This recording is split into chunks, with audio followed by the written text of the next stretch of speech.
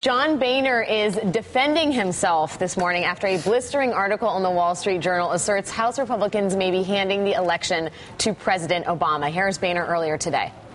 All we're asking for is to get the Senate members over here to work with us to resolve our differences so we can do what everybody wants to do, extend the payroll tax credit for the next year. I'm hoping that they're ready to work as we are. Meanwhile, moments before Boehner said that, this was Steny Hoyer on the House floor. Mr.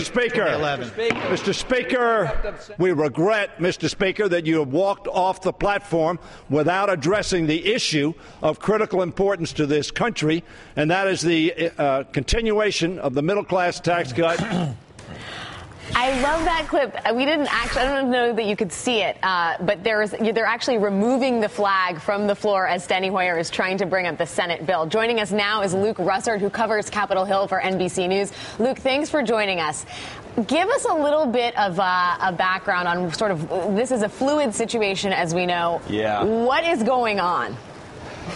Well, it's now a game of optics, Alex, and whichever side feels they're going to win the PR war is going to end up winning this fight. But the House GOP is in a very precarious situation this morning for a few reasons. Number one, the article in the Wall Street Journal, it was just almost the authority of kind of sophisticated Republican politics, really slamming them for this fight. That'll resonate with a lot of rank-and-file members who don't want to be on the wrong side of the Wall Street Journal. On top of that, they're not getting any support from their colleagues in the Senate. Mitch McConnell has been silent about all of this, has not really spoken out in favor of the House GOP's position. Bob Corker, someone who's very close to leadership over there on the Republican from Tennessee, said the House GOP should stop this fight. It's not worth it. So the optics are looking very bad. And you saw right there, Steny Hoyer on the House floor in the pro forma session was trying to push forward the Senate bill through unanimous consent. Now, that's a very wonky thing here in D.C. of House procedural rules.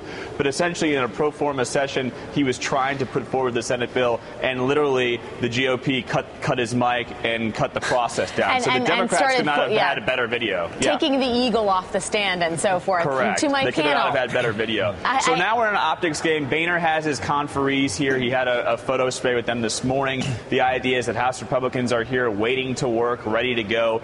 But if Harry Reid doesn't send conferees from the Senate, and he said he won't, and Nancy Pelosi won't appoint Democratic ones, essentially they're sitting here talking amongst themselves. I think they're having lunch together today. Tom Reed said they're going to have tasty sandwiches or something, one of the conferees. So that's what we're doing right now here on Capitol Hill. Tasty sandwiches, bitter herbs, perhaps. Yeah. Panel. We have the Wall Street Journal excoriating House Republicans. We have John McCain, who said that this is harming the Republican Party. We have Mitch McConnell's silence, which is deafening. Did John Boehner fumble this? How bad is this error? Well, look, John Boehner is the Speaker of the House, and he's a very nice and a perfectly honorable man. He's remarkably old school. That's the bottom line about John Boehner. Here's John Boehner's biggest problem. He's got his number two, which undercuts him every day, Eric Cantor. Every single day, Eric Cantor is stabbing that guy in the back, corralling the Tea Party guys that got elected back last November, and every single day. And this is his vote counter. This is the guy that he is tasked to be his vote counter. And every single day, his vote counter is screwing him. And that's exactly what happened here. And it's actually remarkably funny to watch this. Every day, it's a nice Christmas present for John Boehner by his own leadership. You know, I'm going to say this is actually a major fumble on the part of the Republicans. Yes. I mean, what's amazing is that they have managed, against all odds, to paint Obama as a tax cutter in an election year. And that takes some doing, frankly. Yes, as the Wall Street Journal said. And not only painted him as a tax cutter, but allowed him to paint him as a tax cutter on a bill that they are going to pass eventually. So there is no political upside here whatsoever. It's like a double downside, and they've walked right into it. Absolutely. And he's the great defender of the middle class. And, of course, has rejuvenated his ranks in the polls. And now Americans think that he's the guy who can beat the eventual Republican candidate for the presidency. But also, Obama has gained some of his mojo back. This is the Austin Powers moment. The swagger back, if you will. Luke, if you're still with us, I wonder a little if we could get a little bit more into the relationship between McConnell and Boehner. Because, the fact you brought it up, the fact that McConnell hasn't made any moves, he hasn't come out and defended Boehner. What's the sort of inside dope on that? Well, McConnell and Boehner have been very united this entire year. They've had a very close, positive working relationship that their aides will tell you throughout their time in Congress. On this issue, if you speak to aides, they legitimately think that McConnell had worked out a deal with Reid after Boehner had said, you guys negotiate. The belief was that the House GOP was going to jump on board. And with you listen to reports on that conference call this past weekend, John Boehner said, look, this is the best deal we can get. We're getting the Keystone Pipeline. And then, boom, just the wave of freshman representatives and rank and file folks who said, no, 2 months is not good enough. Mitch McConnell came to realize, look, I just passed a bill with 90% of the Senate, 89 senators, only 7 Republicans voted against it. It's a very hard thing to try and go back and start negotiations all over again for him. It's almost a Pontius Pilate moment, if you will, Alex. And he washed his hands of it. And he's moving, a lot of biblical metaphors here, Elizabeth. Wow. Right? Wow. So that is truth. Yeah. It is true. He washed his hands of it. And now Boehner's out here having to fight the battle. And I also think it's interesting that we talk about the relationship between Boehner and Cantor. And I mean, there is a lot of rumblings from those folks and the ones who sort of coalesced around Cantor when this deal was all being discussed that the 2-month compromise would not fly.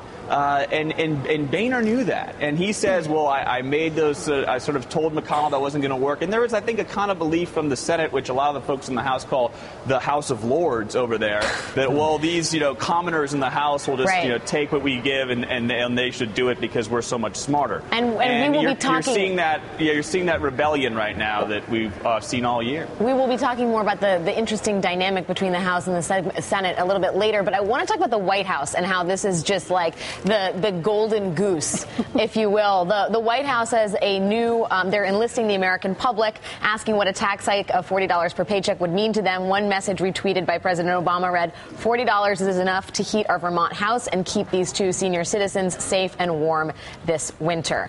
I mean, John Heilemann, this is... I hope that's untrue, that Barack Obama is actually retweeting anything. Well, Barack Obama's... I mean, there are so many... Barack Obama is actually doing these retweets. That is a bad sign for the What else does he have to do? He's got enough time on his hands because the Republicans have given him enough time to retweet messages, so he doesn't have to officially do it himself. That's beautiful. I'm not sure that I think that this has that much effect on Barack Obama's presidential reelection, but I do think that House Democrats have to be ecstatic. And there's 2 important numbers to remember. At the beginning of the Republican Congress, the Congress's the public opinion polls showed the Congress to have a 29% approval rating. That's not very good, 29%.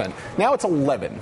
So 11% is like a historic low. It's never been lower. And for Democrats who are hoping to retake the House, that is a very nice 18-point drop to the bottom of the barrel. But to that point, though, think about it from this perspective. So the president's at 49 and Congress is at 11. That's approval. That's a 38-point differential. That's a 30. I mean, most people don't even win by 38 points. Right. No, I mean, so the people like the president and they think Congress stinks. And they're doing this. I mean, it's like Charlie Brown's teachers, blah, blah, blah. Right. I'm going to say, too, I think the numbers really do matter here. I mean, the payroll tax cut would put over $1,000 into the pockets of most middle-class Americans. Per year. That's not nothing. Per year. And 3 million people are going to lose their unemployment benefits. We still have a fragile recovery.